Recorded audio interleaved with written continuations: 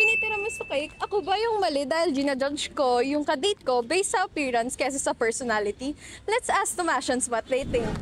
Tingin niyo po ba mali siya? Personally for me, I think she is wrong. Hindi ba siya, babe? Mali. Kasi importante din tingnan nga muna yung personality. Yeah, personality. More on personality than the look.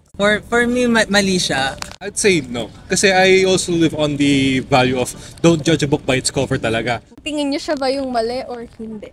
Feel ko hindi kasi both nagmamatter, personality tsaka looks. Dapat personality muna yung judge niya, second na yung appearance. For me, I don't think so because it's a matter of preference. Hindi mali yun kung mas like para sa kanya, mas gusto niya yung looks. Kasi sa looks, doon natin nakikita if yung tao ba kaya niyang alagaan yung sarili niya. Like, if kaya niya bang i-present yung sarili niya, like neat, kung ano man yung preference niya. So, I think hindi naman siya mali doon. Depende sa kanya kasi may reference tayo bawat tao Kung may standard lang Diba?